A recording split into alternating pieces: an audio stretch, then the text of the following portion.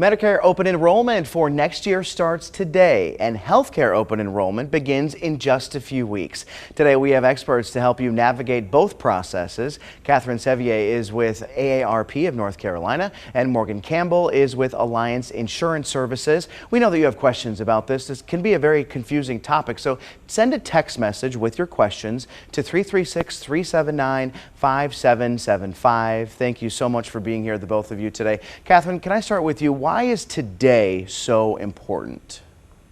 Well, today is the beginning of a season between now and December the 7th, where people can look at their plans that they have to supplement their Medicare, and they can look at their Medicare and make a decision about whether or not they want to make changes for 2022. So it's that time of reflection that we're starting this time of the year, and there are no penalties for doing it during this time. So everybody needs to stop and think about how they're insured and what they want for next year. Morgan, what would you say are some I guess, common changes people would make during this open enrollment time?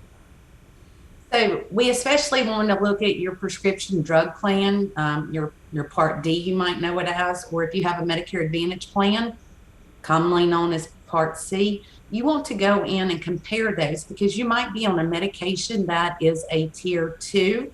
And if you don't check it out, that medication could jump to a tier 3 or 4, and that's going to cost you a lot of money in the long run throughout the course of the year.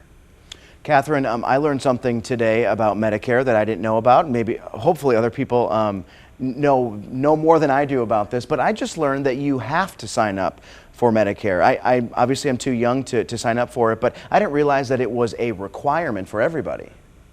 Well, you're never too young to know that you need to sign up for Medicare when you're 65, because I bet you have family members that at some point are going to might want to be reminded of that. But yes, at 65, 3 months before the month of your birthday and 3 months after, it's your responsibility to go in and to sign up for Medicare, and to make a determination to let them know that you're here and that you are signing up. If you don't, there can be penalties attached to it, and there's some decisions you have to make during that time about what Medicare benefits you are taking.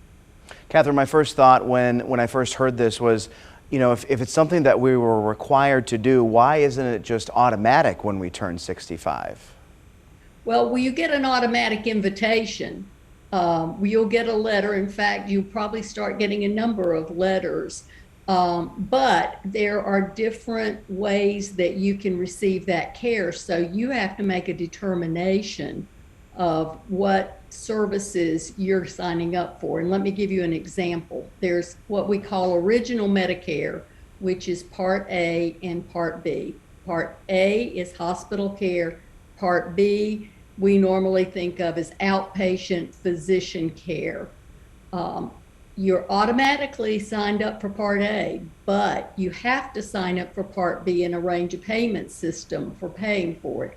If you don't, and if you do not have coverage, you will pay a penalty for the rest of your life for not signing up for that immediately. There are other decisions you have to make at that point, and that's how to pay for things, as Morgan was saying, like prescription drugs. And there are a number of ways you can receive those services. So there are decisions you need to make as a Medicare recipient. Morgan, can you elaborate on the penalties that you can face if you don't sign up during that 6-month window around your 65th birthday? So one of the main, the most common penalty that I see is folks will go ahead and they'll sign up for Part A and Part B, and they'll go purchase a Medicare supplement plan, and they will not purchase a prescription drug plan. If you do not purchase a prescription drug plan and you do not have VA coverage or something that is credible as good as a prescription drug plan, when you go to enroll in a drug plan, you're going to get penalized for the rest of your life. So every single month you could get a penalty for not having a prescription drug plan. It's very, very important to get that Part B. And I mean, it sounds significant. I mean, the rest of your life. So, and there's really no way around it once you've missed it. Is that correct? That is correct. There's no way around it. Interesting. Okay. Catherine, is there a specific age that you say that someone should start thinking about what they want to do for Medicare coverage? Obviously, 65 is the year that you sign up for it.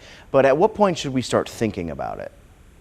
Well, I think that most folks, as they get into their mid-60s, need to start thinking about, what am I going to be doing when I'm 65? Am I going to still be working, and do I have other coverage? And is that coverage that meets the Medicare standards for continuing going forward after my 65th birthday?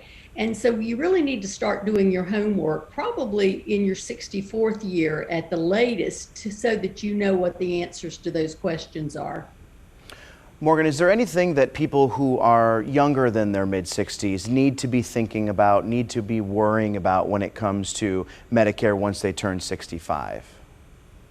I think it's always great to start game planning and figure out what you're going to do.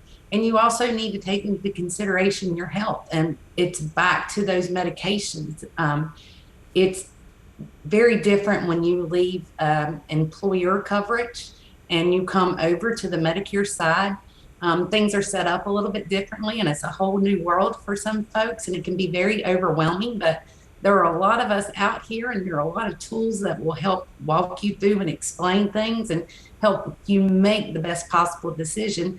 And it's individualized. It's not a one box fits all.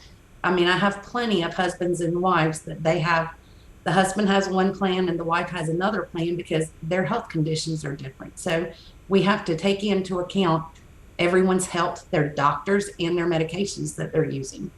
All right, we are getting some questions starting to roll in now. Catherine, Morgan, thank you for taking the time to be here today. We've got one segment down, 2 more to go. We're going to take a quick break, and we will be right back.